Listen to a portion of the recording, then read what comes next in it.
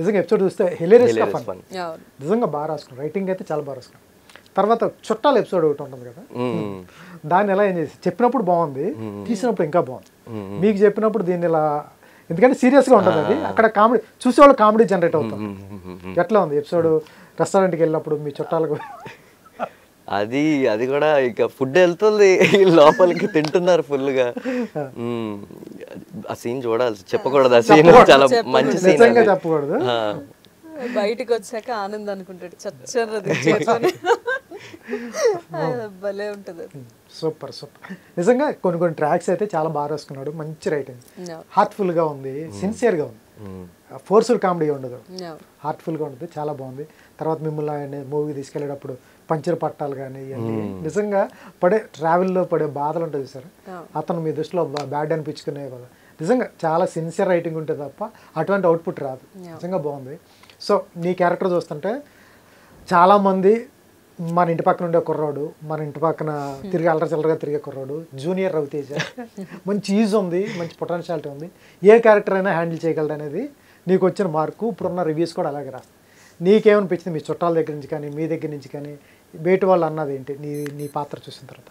అందరు చాలా happy sir, అందరూ ఫుల్ హ్యాపీ ఉన్నారు, అందరూ ఫ్యామిలీ అంతా హ్యాపీ చేస్తున్నాడు.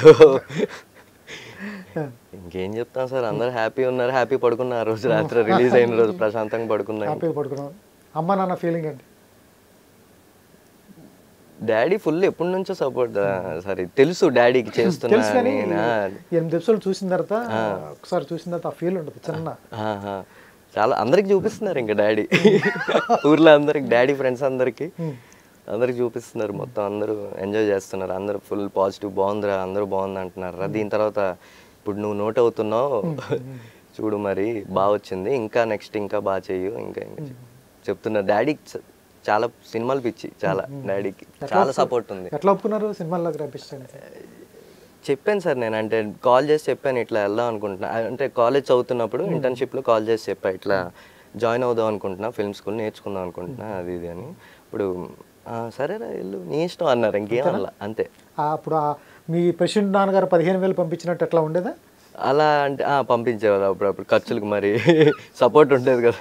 15,000 వచ్చా ఇంకా ఎక్కువ వచ్చా? లేదు, అంటే నేను ఎక్కువ ఖర్చు పెట్టేవాడిని కాదు సార్. నేను మ్యాక్స్ హైదరాబాద్ బయట తిరుగుతున్నానంటే ఆడిషన్స్ కోసం తిరిగేవాడిని, లేకపోతే మా టీం ఉంది, ఒక మూవీ నేను ట్రావెల్ అవుతున్న టీమ్స్ ఉన్నాయి, 2-3 టీమ్స్ ఉన్నాయి, వాళ్ళ దగ్గరికి వెళ్ళడం, వాళ్ళ ఫ్లాట్స్కి వెళ్ళడం, వాళ్ళతో పాటే కూర్చోవడం, వాళ్ళ కథలు వినడం, మొత్తం మా సర్కిల్. ఇదొక సర్కిల్, సాయవానపల్లి ఈ సర్కిల్ ఒకటి, ఇంకొకటి ఆరంభం అని ఒక మూవీ చేశాను, ఆ టీం, అది కూడా నా సర్కిల్. ఎడిటర్, డిఓపి అందరం కలిసే తిరుగుతాం, మొత్తం కూర్చుంటాం. దీని ముందు ఏం చేశారు? దీని ముందు చిన్న చిన్న క్యారెక్టర్స్ చేశాను అన్న. ఆరంభం అని మూవీ చేశాను రీసెంట్ గా, దాంట్లో డిటెక్టివ్ క్యారెక్టర్ చేశాను, రవీంద్ర విజయ్ సార్ పక్కన. ఇంకోటి హాస్టల్ డేస్ అనే వెబ్ సిరీస్ ఒకటి చేశాను, మన మౌలి అక్షయ్ అండ్ వాళ్ళతో. హాస్టల్ డేస్ చేశారు కదా, ర్యాగింగ్ సీన్ మొత్తం ఫస్ట్ అవన్నీ చేశాను. అంటే చిన్న చిన్న క్యారెక్టర్స్ ఇప్పటిదాకా చేసినవన్నీ మ్యాక్స్. Hoping so. ఎప్పుడైనా ఎక్కడైనా మీ చేతిలోనే వార్తా ప్రపంచం, మీ మొబైల్లో, మీ కంప్యూటర్లో, మీ టీవీలో. సాక్షి టీవీ డిజిటల్ ప్రసారాల కోసం లాగిన్ అవ్వండి www.youtube.com/సాక్షి టీవీ. సబ్స్క్రైబ్ సాక్షి టీవీ యూట్యూబ్ ఛానల్.